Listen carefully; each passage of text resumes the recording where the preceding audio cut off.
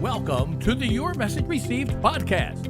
And now, taking your message to the finish line, your host, John Duffin. Well, hey, folks, it's John Duffin here with Duffin Media. Welcome back to another episode of Your Message Received. Your Message Received is the home, the place, the platform to help you find your best, most true, authentic business voice. Hell, we'll go with your most true, authentic voice. Get what you want, find what you need. I almost blew it, and I say that on every episode. Get what you want, find what you need, improve your results, meet the person of your dreams, make billions of dollars, solve all the world's problems. Not 100% positive, I can guarantee those last few, but we're really working on it. And we also love the fact that you keep watching, listening, liking, sharing, subscribing. It means a ton to us. If you're watching us, if you're listening on any of the platforms where you get your podcasts, we are very grateful. And one of the reasons we get to move this process forward, that we get the acknowledgments, that I feel so confident about what we get to do, is because we bring people here who walk the walk. And again, today, I think our streak continues. So, folks, I want you to meet, as the executive director of the DeNicola Family Foundation.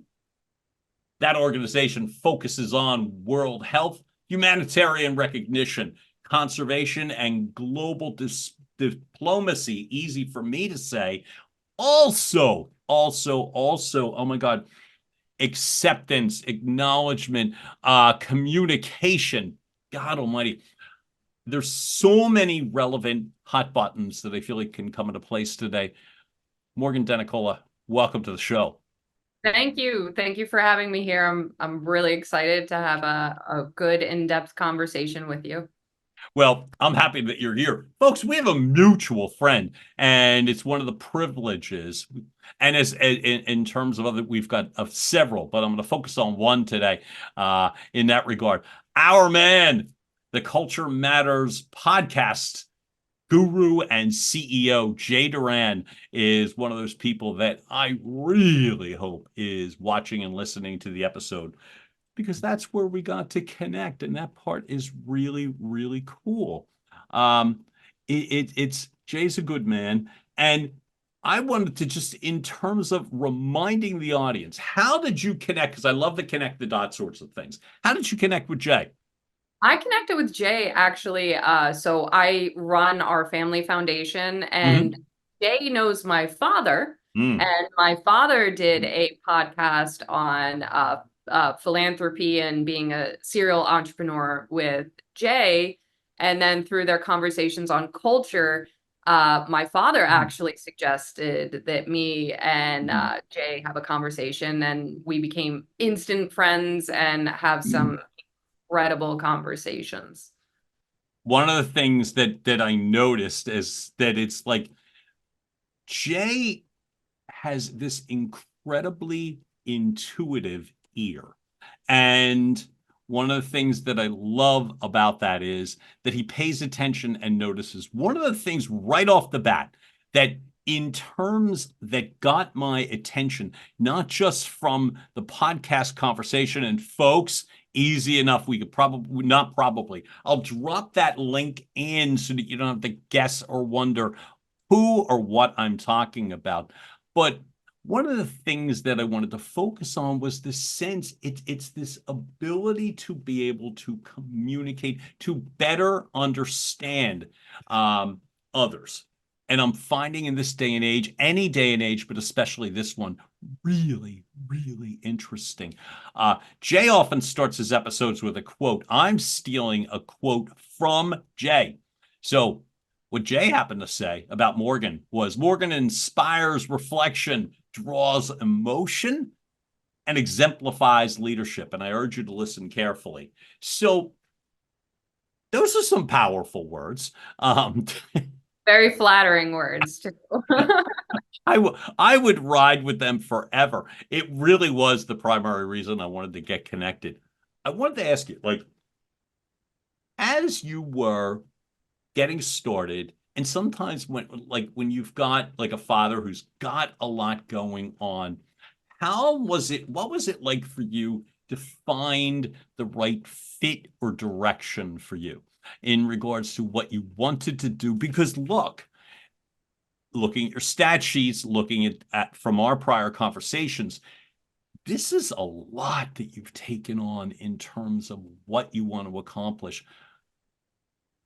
Are you one of those people, because I'm not, wish I was, that headed in the right direction right away? Absolutely not. I I'm only kidding. I like to say, there's that quote, I had to be everything I wasn't to figure out who I was. I really embraced that. I, having two incredibly successful parents in business, Right. never wanted to go into business because I was like, I can't live up to this. I don't want to do it. I don't want anything to do with it. So I originally went to school to be a teacher, and I decided I didn't want to do that either. So then I went into marketing with my family and my parents for their companies, and I just felt like I didn't belong there either. I just wanted to hang out with my friends and party and have fun and get into trouble. And so I did that for a while, and then I realized there was just something really was missing. So I then left marketing, and I was like, well, maybe I want to work with animals. Went in with animals, and then I was like, this isn't it. And I kind of tried everything until I met some individuals that did work with the United Nations, and me bouncing around from place to place, like, there's no way I could fit in here. There's absolutely no way. Why not? I just, how you kind of get intimidated by different people, and you're like, you studied this your whole life, or you've done this your whole life. Started out very intimidated, but I was lucky enough to have a lot of people come into my life, my family, my friends, who were like, why don't you just try? And the more I interacted with these different individuals in all different walks of life, the more I realized we were all interconnected, and we all have stories and things to say. And it just started to fall into place that I was meant to be in more of the philanthropic world and more of that global world. But yeah, it definitely didn't start out like that, like straight A's, and went right into political science or and no, it was a lot of normal high school, college kid trial error. But I got very, very kind of lucky in the sense that I met a lot of people that opened my eyes to different things, different experiences, and I was able to kind of find my way through into a very unique job and career path. So I've been lucky, very lucky. And it also sounds grateful too, and I love all of that. Do you remember, were you, when somebody said to you, if I heard you correctly, you were saying that it's like, well, why don't you just try it, right? Were you the pushback type, or were you at that point, I'm always curious in regards to what the mindset is of someone that's being thrust into like crazy different pools of things, right? And whether your background would merit. All right, I'll say it better. Like, for instance, for me, I remember breaking into the world of advertising. I was in my 30s, and I still had friends of mine, that were saying things like, when they were introducing me, he's still me. He's still trying to find himself. And I was like, what do you mean? It was like, I took that as like so off. And it was my two sisters that well, still are, I would say, heroes to me, in the sense of what they did and what they accomplished. And I felt like their paths were so direct and linear that I followed them into a field. I'm curious, when somebody says to you, hey, why don't you just try? Were you eager or did you push back? What got you to listen? I guess would be the best choice of words. I was fearful. I deal with a lot of anxiety, as I feel like 100% of the world does. Yep. So everything scared me. Everything was, well, why don't you just try it? My immediate reaction was, well, what if I fail? And that was always a very scary thing. And I was just very lucky to have, like I said, my family be like, you're a lot smarter than you give yourself credit for. And a lot of my friends were like, you're made to do this. Like, you can connect with different people. You're very empathetic and understanding. And the only time, I guess, I did push back at first, but with every little relationship that I was able to build, every little conversation where somebody would light up and kind of be like, no, I understand where you're coming from. And you're like, wait a minute, maybe I have a voice and an ability to connect. And I was told that I had an ability to articulate things that people had a very hard time putting words to. And having those little things kind of said to you, I would be like, okay, let me try a little harder. Let me try this. But that doesn't mean that it didn't come with incredible fear and anxiety every time I tried to do something new. It's just every time you were able to succeed, it's like, ooh, like maybe I could try this. And you just kind of, in a weird way, I'd like to say, you kind of get addicted to success. And even when you hiccup or stumble, because you do, everybody does, you just kind of then start to get excited about trying it from a different angle. You stop looking at anything as a failure, but more like, okay, let me try it this way. And I like to say you only fail when you stop trying. That's really when you fail. Aside from that, you just learn. You learn to do it better. You learn more about yourself, even in a failure. And I think the more you kind of have that perspective, the more excited you get to try new things, because you don't view anything as a failure or misstep. It's just one step closer to your most authentic self. We're all about your most authentic self here, which I love. Exactly. I like. It's almost like a dog whistle, and because Morgan is an animal advocate. Yes.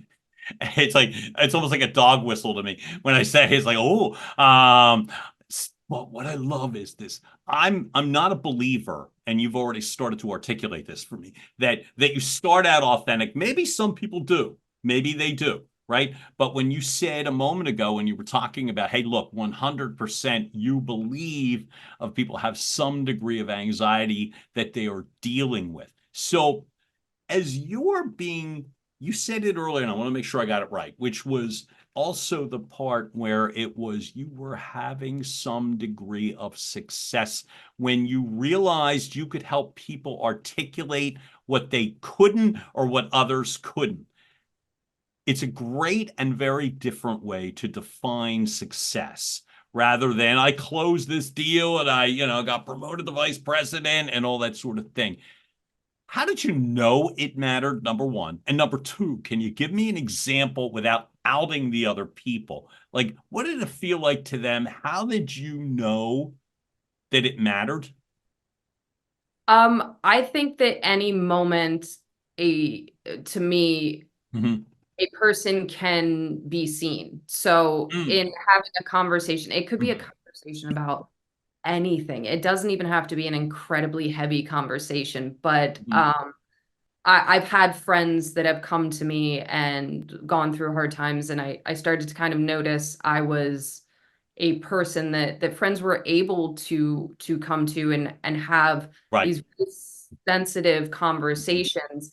And you would just see them so upset, and like, also, like I said, having anxiety, and I also deal with depression. I know what that feels like, to feel very kind of unseen and lost, and things don't make sense. Everything's kind of loud in your head. But when you're making eye contact with a person and they're trying to explain something, but you can just tell that it's not coming out the way they want it to, and you're able to kind of look at them and be like, is this what you're trying to say? They look at you with this bright moment of like, I feel seen, I feel understood, I feel heard. And that makes you feel like I've helped this person even have that moment of feeling heard and seen. Because isn't that what we're all really striving for, whether on social media or in our everyday life, is just to have somebody look at us and actually see us and feel us. And I think we've all experienced that moment where you make that eye contact or have that conversation where everybody kind of lights up and you're like, to me, that is the deepest moment you can kind of have with a person. And the most important moment, in my opinion, is to allow another person to feel comfortable, seen, and you learn that empathy and that understanding that you take that moment, that conversation, and you bring it with you. You continue to grow, and you can use those conversations and experiences in meeting another person, and it kind of snowballs. And you're able to connect with more and more people through each of those experiences if you're able to kind of take the time and do So you just said something, and I'm going to give you, we'll play an under-over game here, which is 3. My question is, how many times have you heard someone else say to someone, is that what you're trying to say? All the time. No, guess what? I'm the opposite. I love that you said that, and I'll tell you why. Because I'm like, so often people are either guessing and guessing wrong, or because, sadly, it doesn't matter. It's you say some words, and then I say some words back, and the important words are what I'm saying. So you are just filling space, and then I'm going to come in, and I found that so powerful, what you just said, like in that regard. And I say, hey, folks, if you really want to invest, and to say those words takes about a second and a half. It's like, is that what you're trying to say? Because in any conversation, especially those that matter, you just said to be seen, I'm adding, to be acknowledged. And I'll also add to feel safe, that someone would say that. So I love that you're saying you hear that all the time. That's encouraging to me, because it's either you're traveling in different and better circles or you've taught a lot of people, because to me it's one of the easiest ways that you can bring somebody into a conversation where they can be seen, is attempt it. And the worst case that could happen would be, well, no, that's not it at all. Yeah. And then you give them another go. But then you just make a joke and right. Oh, sorry. I don't know. about Busy, crazy day, whatever. All right. What do I know? But I would don't know, but I would say, I would think if somebody said it to me, and they could have said it to me 600,000 times, I would always be grateful, because it's better than you guessing wrong. Yeah. It's better than you just plowing through, in terms of, whether whether it's diplomacy, whether it is dialogue, whether it is relationships. You talk about anxiety and depression. I think one of the toughest things that somebody can endure is being heard incorrectly. Yes. And no acknowledgement of it. We're just going to keep going, so that you found these skills and the ability to light people up. And then you've got somebody saying, hey, why don't you just try it? And now you're like, well, maybe I will just try it. And now you land in the United Nations, which to me is wonderful. But I would think, like, the picture of intimidating. Walk me through the path in regards to how you were able to get yourself into a place past what you initially described. I was able to work with an NGO that does a UN boot camp.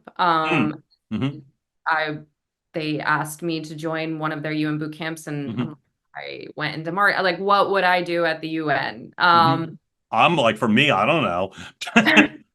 So I went, and I enjoyed the topics and the people, the different walks of life, and From there, I actually ended up being an associate board member with that NGO that works with the United Nations. And just, I spent a lot of time, it kind of goes back to that listening and feeling and kind of learning. And through each of those experiences, I've worked with a bunch of different embassies. I do a lot with members of Congress. You learn that very quickly, everyone is human and everyone is figuring it out. Everyone makes mistakes. And through that, you meet these people that you kind of have at first on a pedestal, and then you see these human sides of them, and it becomes less and less intimidating because you're like, wait a minute, you're just like me. That doesn't mean you disrespect their accomplishments. No, it just makes you less intimidated to have these conversations, but also to learn from them. Like every person, even a person that you do not agree with, something. And I think that in the learning from everybody, you can create these beautiful partnerships and find a common passion ground. It's so much like, yes, it's super easy to find things you disagree with somebody on. Absolutely. But it's actually equally as easy to find something you agree on and to then say, okay, let's go down this rabbit hole of a conversation. Let's find what sparks that we have in common and then try to do something with this, whether or not it's just like connecting a dot for somebody else. Oh, I know somebody who knows somebody that might have an interest in that. You kind of continue to become less and less intimidated and start having more and more unique conversations, and it just kind of snowballs and it grows. And the intimidation kind of, it never goes away. I occasionally am in a room where I'll have that moment like, oh, but now rather than it being a negative, it's exciting for me. It becomes how can I connect with this person? Not of a desperation or a want, like I want something from this person, but like I want to have a genuine connection with somebody that intimidates me, because we could probably learn from each other, and that can be exciting. But in order to do that, you have to be willing to listen and understand and take the time to kind of weed through the disagreements and find those common ground moments. And that can be really exciting if you're able to take the time to do it. I think there's so much there of power. Now, folks, one of the things that I find so impressive. So Morgan has traveled extensively, and I'm going to say extensively with purpose. So we could certainly spend the rest of this conversation talking about beach vacations or where I want to go or my next trip to the islands. But it's like, but with purpose, you've traveled to some spectacular places and places that are certainly off the beaten track. What got you, like, the guts, we'll say, to put yourself in those opportunities, traveling to Rwanda, the Africa, Poland, like Dubai, like what got you to do that? Even Beijing, which is not, like I said, is such a massive trip to me. What got you the guts to do it? It came down to the question of what can I learn? Okay. That question of like, why, again, back to the why not? When you're in a room and you're able to make that connection with a person and you're like, hey, we're doing this program in Beijing or Poland or, and we'd like you to see it. We'd like your input. And you sit there and you kind of think to yourself, well, I might not have anything to contribute to this, but you also say, if I go, I could learn something. And I could. Why not me? Why do I not have something to contribute to this? I've experienced a lot. I've talked with a lot of people. Why not go and just see? We can spend our lives assuming a situation, a conversation. I'm sure we've all spent that time in the shower where you play out a fictional conversation. I'm pretty sure we've all done that. Oh, I would say very sure, but that's fine. We'll go with pretty sure. Yeah. And you play out all these fictional conversations with yourself, and then you think like, why am I playing out these fictional conversations? Why don't I go and have these real conversations and actually see? And it starts with just a leap of faith, a leap of faith in yourself, a leap of faith in the potential for it to be grand, even if it's not. Like, it's up to you to kind of see what you can take out of it. And Okay. So of those, some of those, I'm going to say exotic ports of call, some of these missions, I'll use that word. I like that word better in this case. What were some of the more impactful things that you did learn? Like we'll use the word memorable, you know what I mean? Rather than best or worst or whatever. Most memorable, impactful from some of those major travel experiences.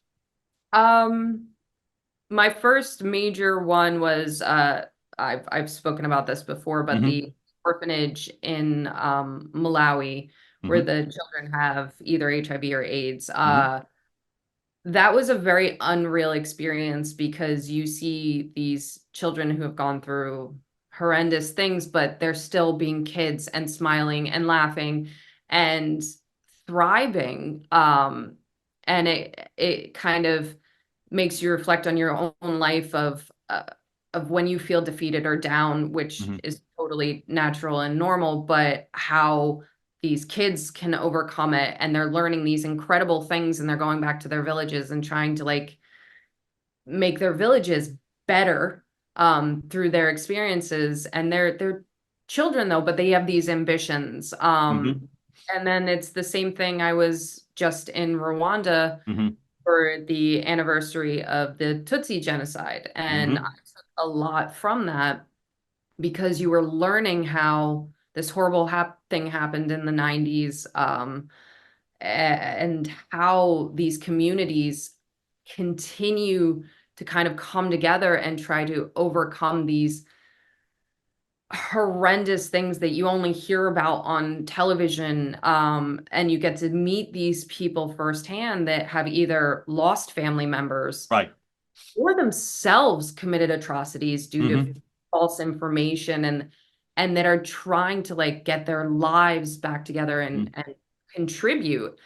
And I think that these painful stories, but also overcoming these hardships, are so inspirational, and I think really open your eyes to how we all have felt pain and despair at different levels, but what we are really able to overcome, and how we're all able to connect through these really bad experiences to make something beautiful potentially happen. So I would say Africa has taught me a lot of that. I have a soft spot for Africa, but I also have had some really impactful, memorable conversations in Italy with some wonderful people that are continuing to try to have their communities thrive, that are like these tiny communities and mountain villages, and how they take care of one another and still connect. I think every place that I've gone has changed me, and I now, everywhere I travel, I look for that. I look for that connection. I look to overcome common misconceptions that I think we all have. Wherever we travel, we read about things, we see things, and we're like, oh my God, I wonder how this is going to be. And to me, one of the coolest moments is when those misconceptions just fly out the window, and you're like, well, that was really wrong. And yet we all seem to think that about this place or these people or this, and the truth is every person's different. Every situation's different, and you'll experience it if you go out and just try and experience it firsthand, rather than reading it somewhere like, oh, I shouldn't go there because it's dangerous. Well, sometimes that's not true. And the only way you know is to like really, I'm not saying to jump on a plane and go to the most dangerous place in the world, do your research, but I think that there's so much potential in continuing to grow and making these connections by seeing things firsthand and not making these assumptions. So many things are running through my mind, but one of the things I think about was I used to believe like that that there weren't sunny days in certain places, that they were all terrible days. And then you see now with technology, much more current videos and recent and what have you. And it's like, I think that helps in terms of overcoming some of the fear. But what I notice about you is that I believe the ability to stay in a conversation requires a lot, not just the preparation, as you just said, do your research, don't just hop on a plane, but to stay in a conversation based upon either current adversarial situations or what you think could be coming. How are you able, like to get or let go of the perceptions when you are in the moment, so to speak? Because I think that's really, really difficult. And I always wonder how somebody's able to do that when you are trying to just connect and get tolerance and understanding, and how are you able to block past the things that could be jumping into your head? It's not safe. It's bugs, but all that disease. But how are you able to stay in a conversation? As a person with anxiety, those are constant little voices in my head and fears. But I feel like with every experience, you realize a lot of your fears are irrational. They prevent you from achieving who you could be. I definitely have had those thoughts about bugs and malaria and whatever that I can make up. And I'm gonna have I could also just die in my sleep tonight. I could also just the what if game is endless and daunting. But I think that with every doubt or strange voice in your head that you're able to just kind of be like, let's take a moment and have a conversation with yourself and realize that a lot of the things that we're taught from our parents, from society, is in a hopes that we just survive. It's a survival thing. Like, don't go there, you might get kidnapped. Don't do this, you might. I think that there's a big difference between thriving and surviving. So you can survive. I could never leave my house. Sure, fine. But there's no guarantee that I'm not going to slip in the shower. There's no guarantee. And what am I accomplishing by putting my head in the sand? What am I accomplishing by staying would I have a lot less anxiety? Yes, absolutely. I could just watch Law and Order all day. No problem. Which one? Never mind. All of them. I could get lost in that, of course. Yep. But then I'm not achieving what I ultimately want to achieve. I'm not contributing. And I think that us as a society, we're so quick to want to save and help. We've grown up with these movies and these TV shows of heroes, and we're so quick to want to save somebody. But in that process, we're not really putting ourselves in positions where we could actually help somebody or actually have an impact because we're afraid. So we kind of have that conflict in ourselves of, do we want to be safe? Or do we really want to help the world grow, help ourselves grow? Do we really want to be a hero? Thrive. And I think that that's always a conversation. I'm painfully terrified of airplanes. Okay. Oh, okay. Painfully terrified of airplanes. I go into full-fledged panic attacks. I hate airplanes. How do you manage it? I really, really, really, really am like, I want to go here. I want to see what I can do. So go. And in 9, 10, 12 hours, you'll be on the ground. It'll be fine. But for those 9, 10, 12 hours, I am a hot mess. But I keep replaying in my head that moment of there might be somebody that I can help. There might be a conversation that I can have that will have a meaningful impact to one person that could change something for one person. And those may sound like very tiny things, but those tiny things could change a person's life. So I hang on to that thought of like, if I could just do one thing that could have a positive impact either on another person or even myself, I might be missing out on an experience that I can learn something huge about myself. And that just kind of doesn't overwrite the fears and the doubts, but to me, I'm overcoming. I'm growing even with each airplane ride, with each fear that I just kind of cope with. I don't want to say deal with or push to the side because they are with you all the time, but it's a matter of will. And I think that's where a lot of it comes into play is what are you willing to go through? Because I think any change or self-discovery means being uncomfortable. You have to be uncomfortable and you have to be willing to do that. And that is where you'll see your superpowers and what you're actually capable of doing.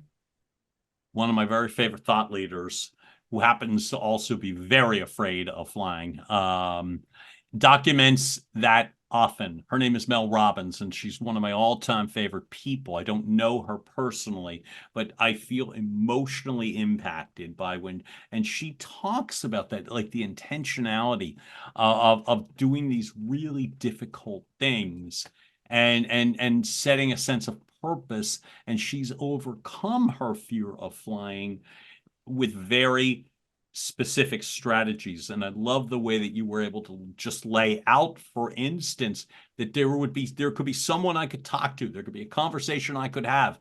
I'll be able to help someone. I have a question for you, which is, I understand like it's often great when you watch someone else's face, where it comes down to when you realize you're able to read them or they're able to be seen, the stuff that we talked about earlier.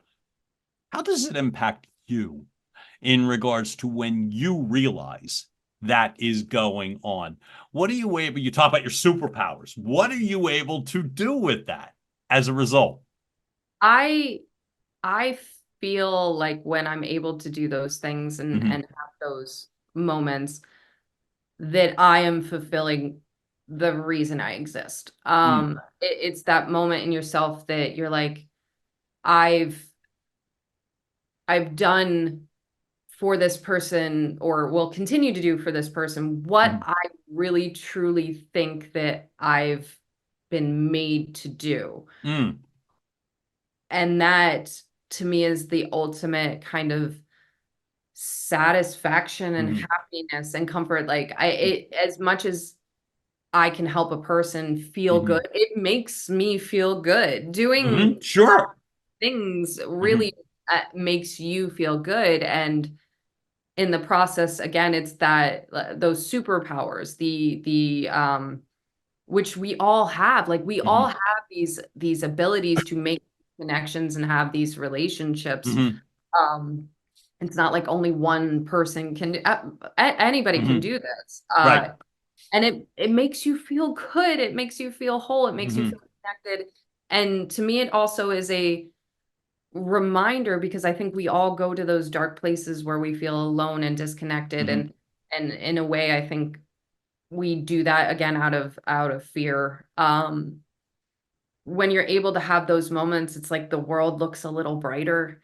Everything seems a little clearer, and love is the most powerful force on this planet. And you can connect with a person in a way you love them, even if it's short-lived or that moment, it's this sharing of this love and this compassion and this light, and it can almost get addicting. Again, it's this, you feel great, you feel powerful, you feel like you could just take on anything. And that's just sharing a very small moment with a person. So I like to say that everybody has these superpowers, but it takes practice and time, and again, a willingness to have possibly incredibly uncomfortable conversations. I've had people say some very unique things that you're like, okay, this is a kind of an awkward conversation, but this person needs to have this conversation and this connection. And the more you practice it, the more it becomes second nature, and you have these understandings of people and the way they work, and it brings you closer to the world. I love this. When it's easy, not easy, that it's probably easier to answer the question. Like, I'm not asking, when did you realize you matter? I'm asking the question, when did you first acknowledge that superpower in yourself? And I ask that because people can go through most of their lives dismissing their own talents and abilities or not realizing it. When did you realize that was a part of you? That it was like, and B, when did you realize it mattered, that you could help other people with it? You remember, was it a specific incident or instance, or was it over a period of time that you could acknowledge your own superpower, articulate it too, and then number 3, realize that it's like, oh my God, this actually helps people? I think I always, it's kind of a joke with my family. I've always loved very fierce, and I attach to people. I love people, but in that process, I didn't know things like boundaries and how to. Right. So I still sometimes hurt people, and I would always beat myself up about that as a child. Like, oh, I hurt this person, but I love them so intensely, and I couldn't figure all that out. And luckily I had, for a few years, I have no shame in it, a very good therapist that kind of helped me articulate those feelings and those emotions. He was kind of the one that pointed out that I had a very unique way of being able to explain what was going on in my head and my heart. And in that process, I kind of started talking to different friends in different walks of life, and they're like, yeah, you love hard, you love fast, but you also can have a temper. So it became kind of I wonder if I can control that temper and that reaction. And over time and practice, I started to realize that you can control that. And in the process of controlling that, you hear more of what the other person's trying to say to you. And you realize you might just be reacting. We like to say, respond, don't react. And I live by this now. So I always knew that I just had a very intense love. It was just a matter of controlling that. I guess when I realized it actually could be utilized and have a lot of success in philanthropy, business, connections, I would say would probably be when I was like 30, and I started to have these conversations with people in all different walks of life. And I realized the more I didn't just speak, but I really actively listened, the more it just mattered to everybody around. And I was like, I don't think I started to think, like, as a society, I don't think we're really listening to one another. Really? Yeah, I think that we don't really listen ever. We hear trigger words, we hear, and we just jump. And I think that was kind of when I started experimenting with the listening skills Mm-hmm. that we were taught in kindergarten, but we don't start using until we're a little bit older. Mm-hmm. And the more I listened to the people around me, the more I was able to connect people with other people, or help them actually achieve what the underlining things that they were saying that they really wanted to achieve. And it just kind of kept snowballing, and I kept joining more and more different groups that I wouldn't have joined, and just kind of hearing this same message just said differently, which was, we want to help people, we don't know how, and we are very emotional, reactive creatures. And when you see that there's this immense overlap of people want to help people, and it needs to start with listening. It just kind of got to that point that I brought it into business, marketing, philanthropy. I sit on a few different boards, and the more you brought it in, the more there was just this incredible reaction from everyone in different walks of life. Really appreciate it, and they want to learn to do it. Yeah, so probably I've been dabbling for a few years, but I would say in my 30s I realized that big heart and that love can be really useful in everything.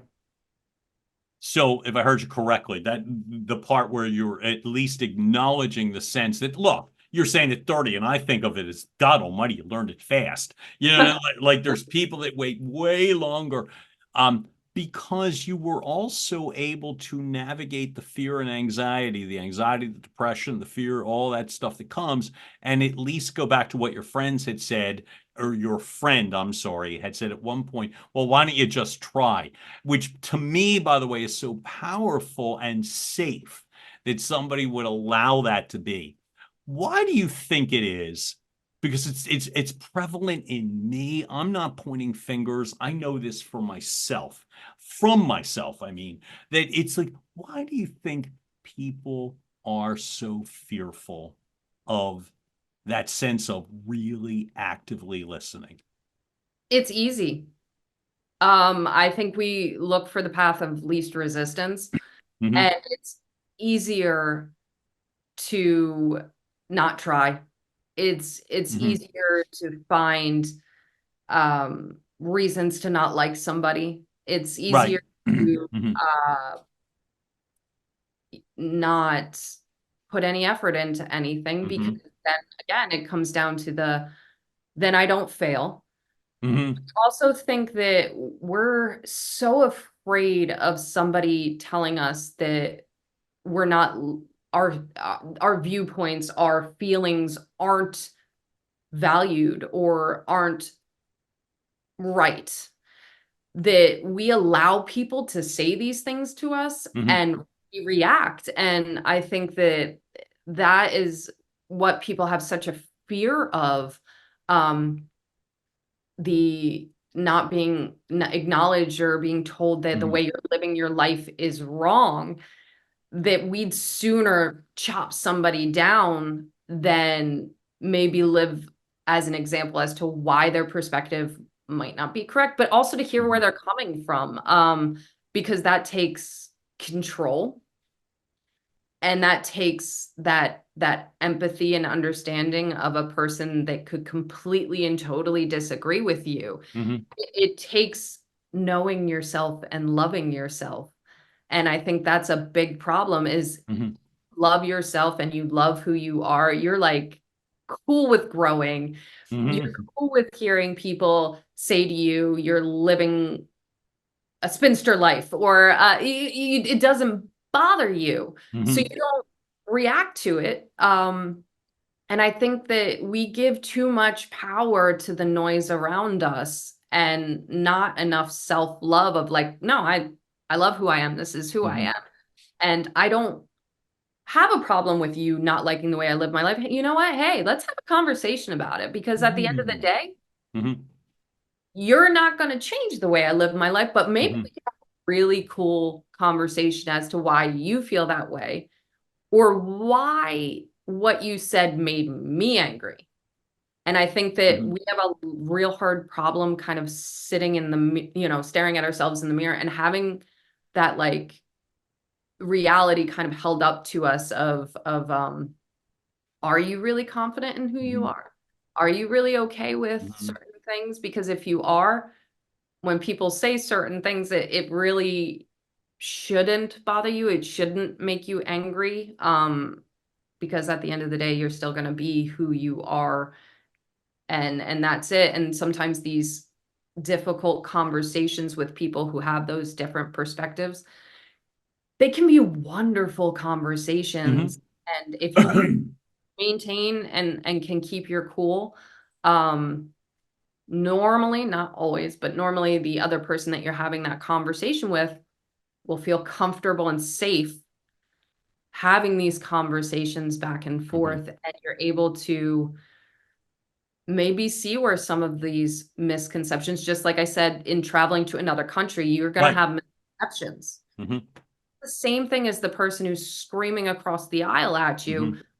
There's a disconnect, and you have a potential to be an example as to why this is, but ultimately you have control of that. And if you don't feel like you have control of that, you need to take that time and have a conversation with yourself. Why don't I feel in control of myself? It's personal accountability.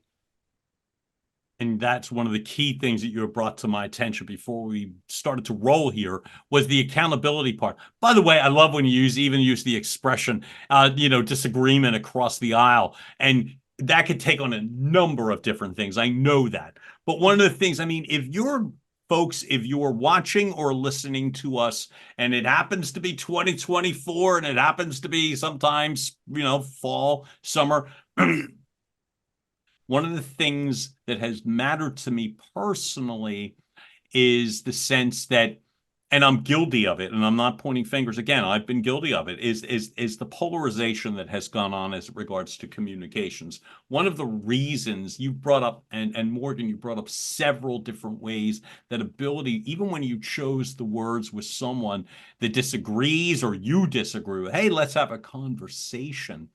I catch myself, because of whether it's the economic circumstances, political circumstances, cultural circumstances, whatever the case may be, in my neighborhood, in my city, in my country, whatever, there's a lot of things going on. It's a very, very polarizing time. The tougher question, it's not really relevant, is like, why do you think that is? It is because it happens to be. But what I would ask is this: there are times where I can catch myself thinking, does it matter, or am I capable? It does matter, but am I capable of fixing or making any difference or impact or dent? How are you able to, because I think it matters so damn much. They talk about the grassroots initiatives of like, say, a political landscape, and so much is on the ground, right? How are you able to understand, and more importantly, do the sense of have the conversations anyway, when sometimes you think, oh my God, well, half the country's this and half the country's that, and so why am I bothering? I'm either just going to get a cheerleading attaboy from all the people that agree with me, or pushback from, how are you able to muster the courage to be able to have the conversations? It's tough. I've been so lucky to travel the world and sit with so many different interesting people. And I have friends in literally every walk of life, every religion, every political background, and we have heated conversations, but we have trust in each other and a love in each other. But that's not to say that I haven't sat across some people that, like, if they had it their way, I as a married lesbian, that they don't really think that I should be in positions that I am. And that can be very tough because you feel like there's that attack again on self and how I live my life. And I think that's when whenever something hits close to home, we react because we feel like somebody's attacking our livelihood, our day-to-day life. And so we want to react. And it's more important to have, again, the calm in ourselves. Because through those conversations that you can have with a person, you can find something you're passionate about that is beyond you and yourself. I live my life a certain way. I'm very happy with my life. I love my life. But my ultimate goal is not my happiness. My ultimate goal is making things a little bit better every day for all of us. How is that possible? That I feel like that's the question. If we all live our lives so differently and we all kind of judge each other and get so angry with each other, how is that, right? It's possible because we all want to be seen, we all want to be heard, and we all just want to feel okay. That starts with yourself. And that also, again, kind of goes outside of you. If you want to be seen and you want to be heard, you have to see and you have to hear.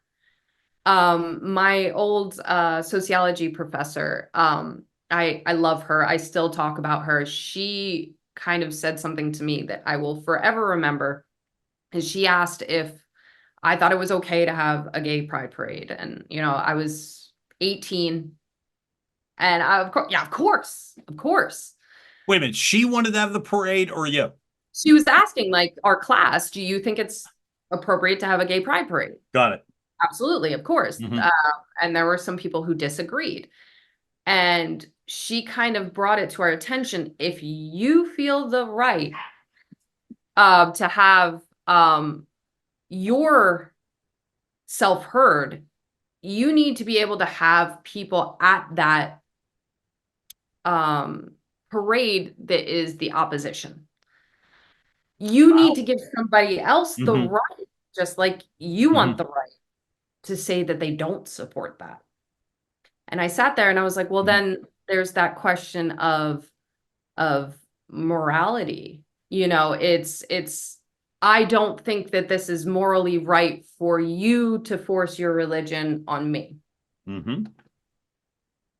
They don't feel it's morally right for us to force ourselves on another person. There needs to be these conversations, though. There needs to be the opposite side of this coin in order for your rights to be heard, because ultimately, no one has really the right to say that something is morally right or wrong unless it's obviously like murder and things like that. But the way somebody privately lives their life, there needs to be both sides of these conversations, because as a society, we continue to evolve and our perspectives continue to change.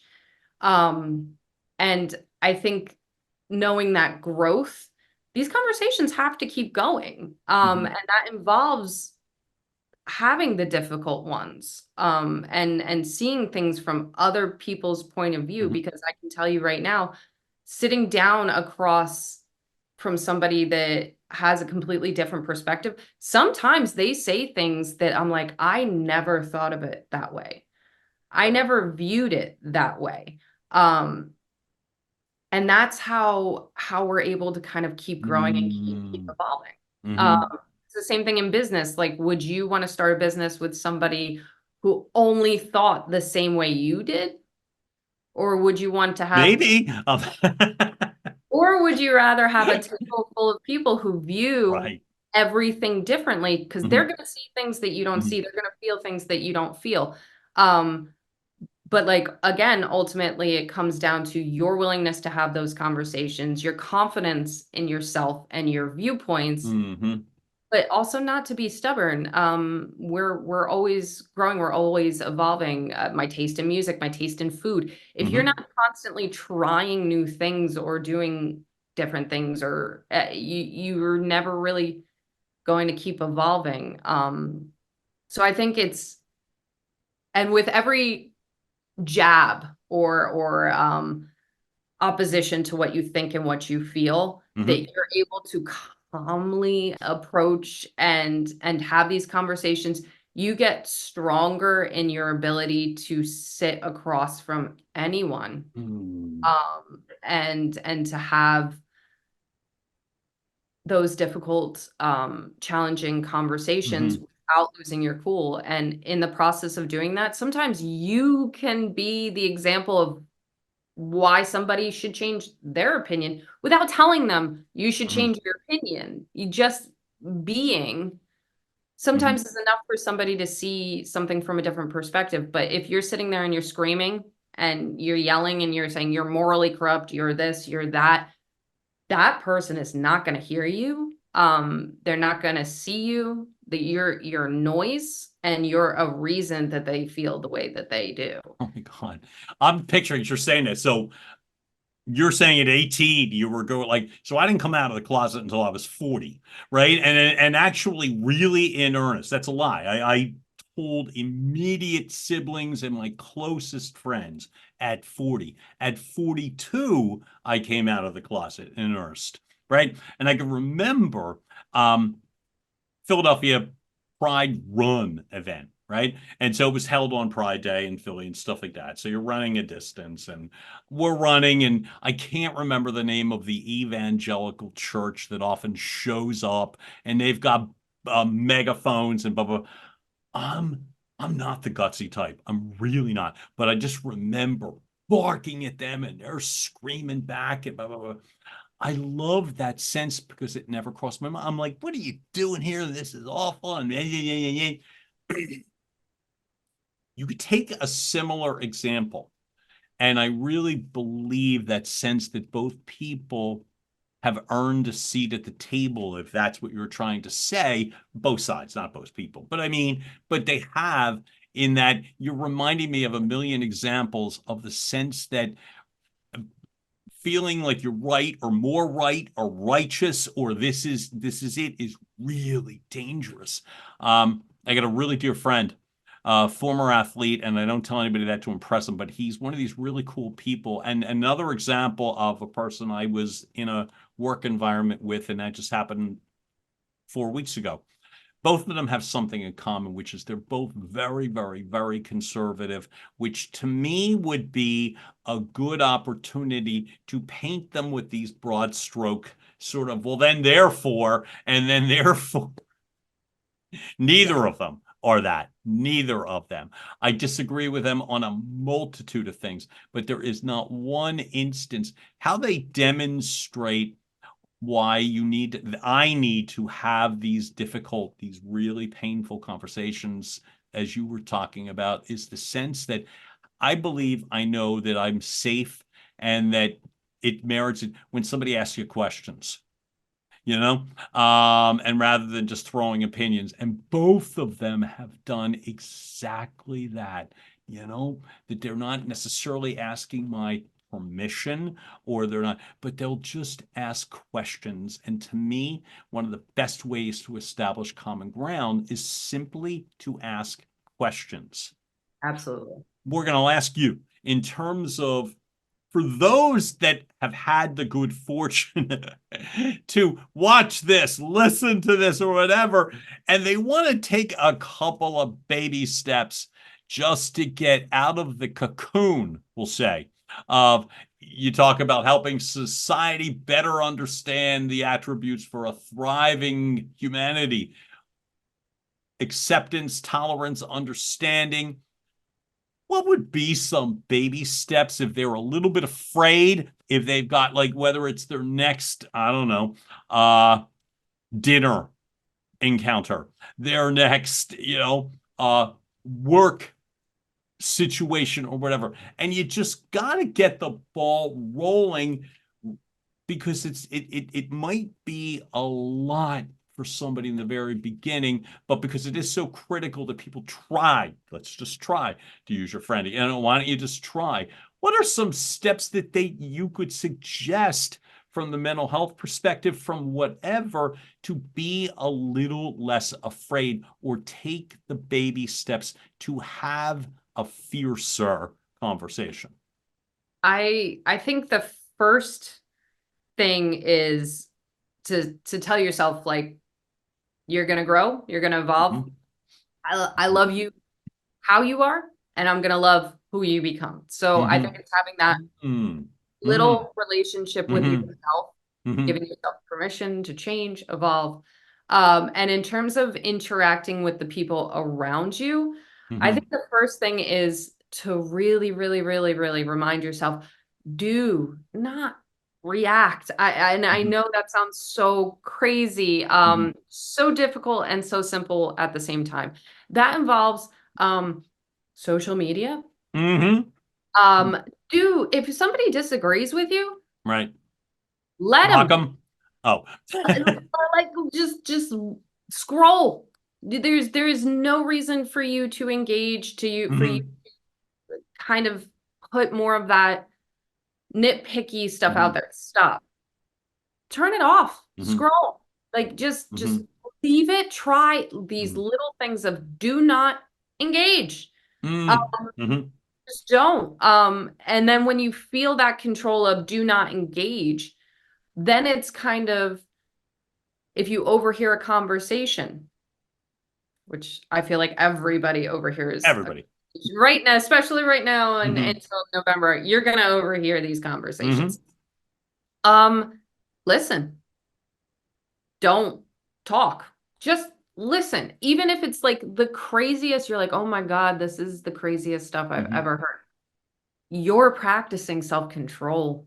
It's like lifting weights, getting stronger by, again, not engaging, but then also listening and reminding yourself, these are people. We are all people who have the potential to change our opinions or continue with our opinions. Either way, that person's journey. You don't have control of that. You have control of yourself. So you got to focus on like your reaction to something, how you're feeling to something. Calm yourself. You don't need to change that person's opinion. And no, that person doesn't have to change your opinion. It's up to you. What you do at the end of the day is up to you. You have the power in yourself to live how you want to live. So it's about that listening and reminding yourself, this is a person who really has their own experiences. And even if you know a person, do you know all their experiences? Oh, no. No. So you don't know where that person's coming from. You don't know why they feel the way that they feel. Just calmly listen. And if you disagree, that's all it is. It's a disagreement. Okay, disagree. Say, okay, you know what? I don't think we should have this conversation. If you feel like you're about to lose control, and find something that's a completely and totally neutral thing that you both can have a conversation about. And if you really want to contribute, I mean, like, find a food pantry that needs to be restocked and say to Jimmy, hey, we can't discuss this. That's fine. But hey, do you want to work with me to try to get some cans for this food drive, or and make something else a little better with this person that you disagree with? It's not that difficult to find something that you can do that's productive and beneficial to everyone. That's not about you guys just trying to change this opinion. It's, you can argue or you can do something else.